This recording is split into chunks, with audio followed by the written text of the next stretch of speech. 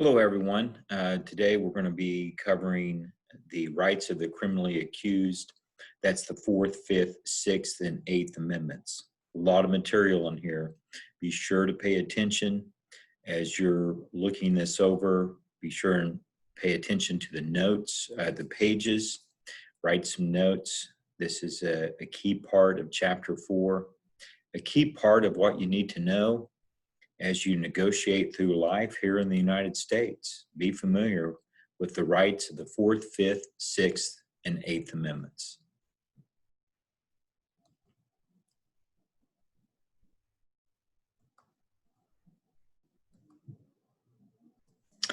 Okay, again, the rights of the criminally accused.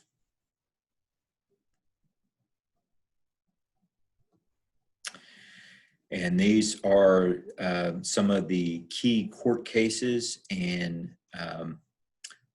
outcomes of those cases that apply to our criminal justice system today. And you'll find these on pages 138 to 145.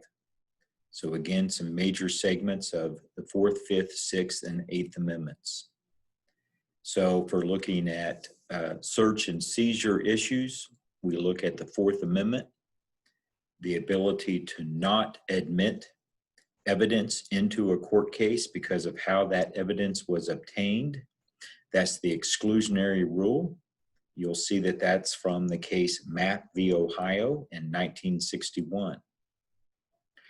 The rights for suspects to be informed of their rights is the Miranda warning and rule.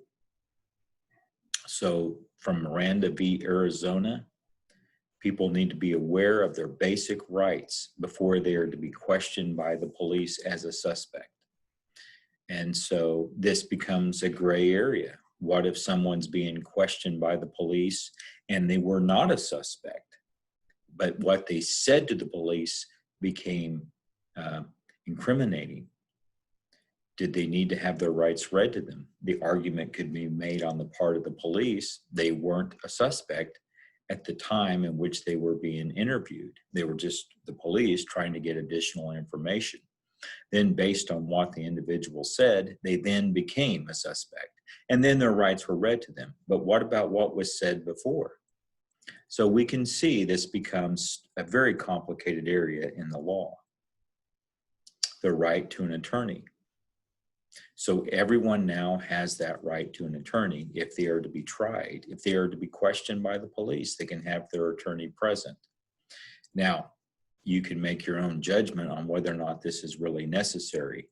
There are presentations available to any of us on YouTube by defense attorneys that would strongly argue if you are ever to be questioned by the police, you should have an attorney present. You should never answer any questions without the presence of an attorney. That's one argument, of course, but the basis of having that attorney present is the case for everyone, whether an individual can afford an attorney or not, is the case Gideon v. Wainwright, 1963. We had a time in which the death penalty was found to be unconstitutional, and then it was deemed to be, again, constitutional. The case that reintroduced the death penalty was Gregg v. Georgia in 1976. Currently, in state law, the crime that can warrant the death penalty is first-degree murder. And these are the standards then for first-degree murder. So again, look this slide over. Consider then these pages. A lot of material then to be aware of on the 4th, 5th, 6th, and 8th Amendments.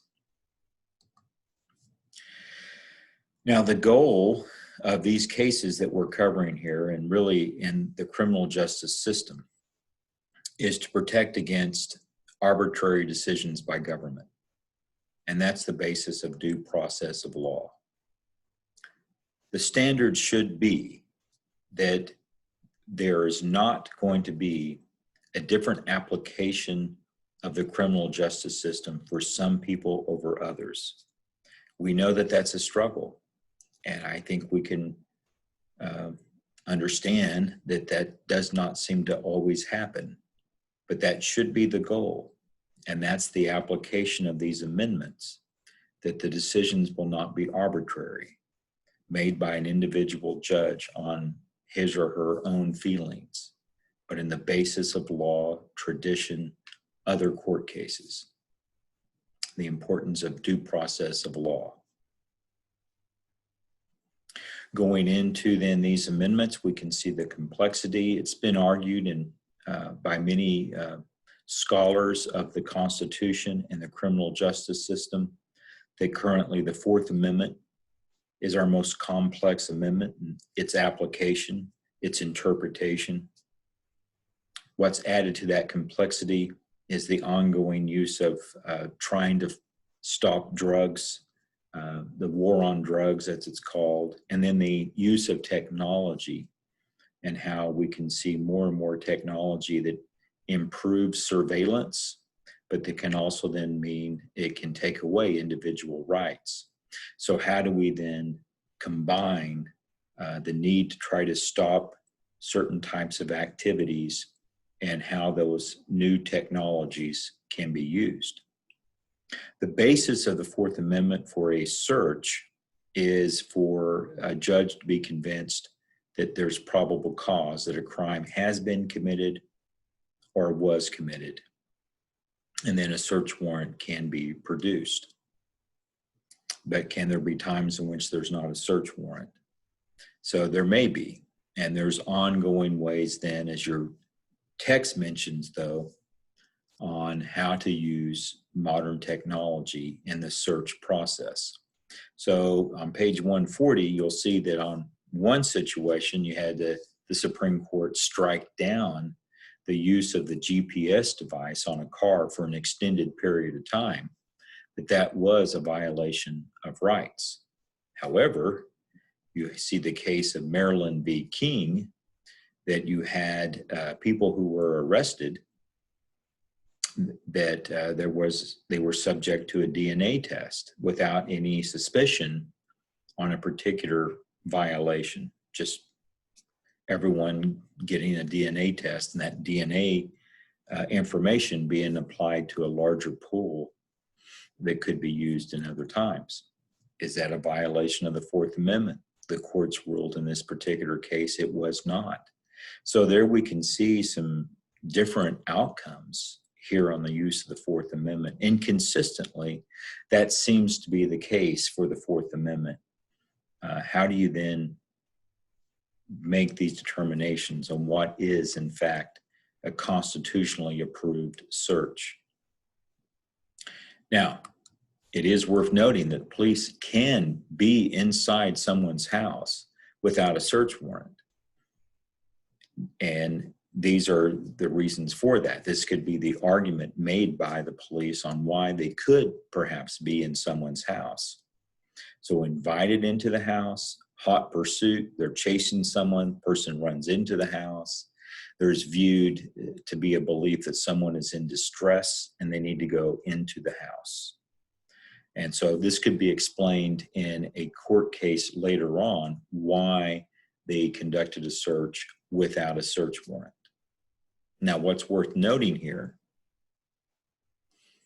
is that if the police are in a house without a search warrant, they can still go about their job as police officers and make an arrest based on what they see with their own eyes. This is what's called plain view. Now, this might also then mean that the police continue to go through the house as long as they are getting permission to do so. Or maybe they're going into different parts of the house if they believe someone is in distress. And while they're there with their own eyes, they see evidence of a crime, stolen material, drug use, something like that. And they can carry out an arrest without a search warrant. So that the determination is whether or not that will hold up in court. But we can see ways in which there's not a direct application of the Fourth Amendment. A lot of material in the Fifth Amendment, so certainly look over these page numbers that we can see here and what's described in the Fifth Amendment. Arguably the most extensive of the amendments that's found in the Bill of Rights. So we have a grand jury that has to determine that there is enough evidence to take a case to trial. That's what's the term indictment. You can read about that on pages 141 to 142. The protection against being retried for the same crime, that's double jeopardy on page 142. This does not apply to think about federalism here, to have someone found innocent in a state court and then tried in a federal court, two separate courts. The crimes may be described in a similar fashion, but they would be separate courts. Protection against self-incrimination, that someone admits that they have committed a crime. In what situation did they get to that point? Were they aware that they had a protection and a warning that if they said something, it could be used against them? The Miranda warnings. Were they aware of that? Were they read those warnings? Were they read those rights? So that's where we can see the issue there of the protection against self-incrimination, and why many people would never, defendants would never take the stand. They're not obligated to do so if they're on trial. And then eminent domain, the use of private property for public use, the taking of private property, which there is still some financial compensation. But what constitutes public use? And if you read through pages 141, 143, have some interesting issues there about that, especially in this case, Kelo versus City of New London in 2005. Commercial development constitutes public use, improved tax base, new businesses. That's a reason to take someone's property. The court ruled that it was.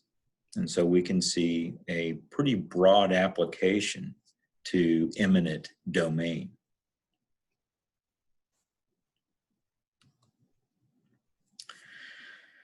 And here we have then, again, the right to counsel, a public defender, if someone cannot afford their own attorney. Now, that may involve a fairly extensive review of someone's finances to determine that if that individual really cannot afford his or her own attorney.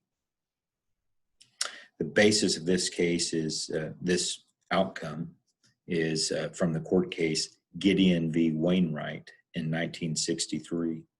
Read about this on page 144. It's a very fascinating case and an extremely important case, and really lets us know, I think, some of the great contributions from the United States in the criminal justice system. With the problems that we have, I think it is worth noting also, though, I mean, here you have the court saying every defendant does have the right to an attorney. So without an attorney, I mean, consider how the cases are pretty much stacked against the defendant. You know that the prosecuting attorney, the district attorney, is going to be an attorney. More than likely, the judge is going to be an attorney. And so there sits the defendant. No one there to protect the defendant. And so there's where the defense lawyer comes in, and the importance of the defense lawyer. So there's that balance that's involved there as well. Read about this case. And if you ever have an opportunity, read more about Gideon and this whole situation, and how Clarence Gideon was an unlikely hero in this criminal justice system. And then we turn to the Eighth Amendment. And here we can see the protections that are to be found in the Eighth Amendment against cruel and unusual punishment, probably the best known, but also against excessive fines and excessive bail. And we can see that there becomes exceptions then to the death penalty. Roper v. Simmons, 2005. So cannot execute a minor under the age of 18.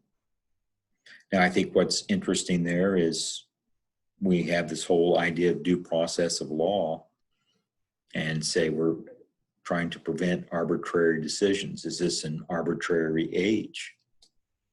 So someone who's 18, two people commit a crime, a terrible murder, let's say. One is 18 and one is 17. One can get executed, the other not, because of when they were born.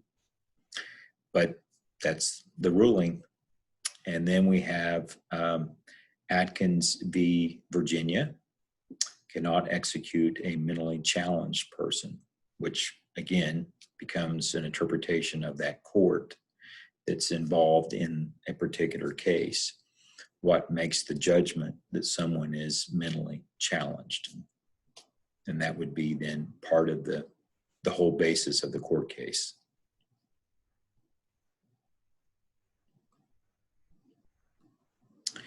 Question here for chat. Again, hope to have some of you participate here. I'd like to see a lot of you participate in this.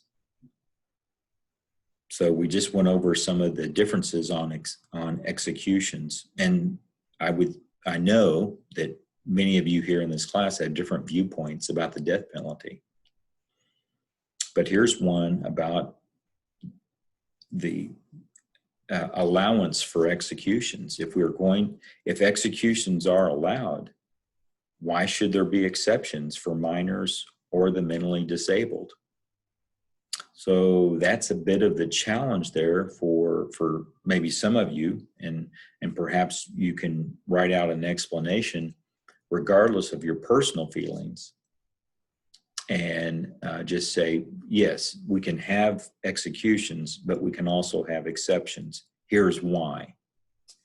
And it would be, again, looking forward to reading some of your comments there. So again, if executions are allowed, why should there be exceptions for minors or the mentally challenged, mentally disabled? Share that on chat, and we'll pause, and you can write that out. And this leaves us with a real case that's very philosophical. You can go on YouTube and see some different documentaries about this particular case. It involved a president who was at the time a governor of Arkansas. It happened in the state of Arkansas. At the time, Governor Bill Clinton, that had to ultimately make the decision to carry out the execution, which he did. But it was a somewhat complicated case for sure. And again, raises an interesting philosophical question. What if a person is mentally disabled as a result of the crime that put them on death row? Actually should read that put him on death row. Sorry about that. So I have my pronouns mixed up there. So that is the individual in question here is Ricky Ray Rector. Ricky Ray Rector killed several people, including a police officer, and then he went out to his backyard and shot himself in the head, but did not kill himself. But he did give himself brain damage. So as a result of that, when he was executed, he was mentally disabled. So who should be executed? The person who carried out the crime, or the person who is left as a result of the violence, even though the violence was self-inflicted? And ultimately the court ruled that the person who carried out the crime, even though that person is mentally not there anymore, would still be executed.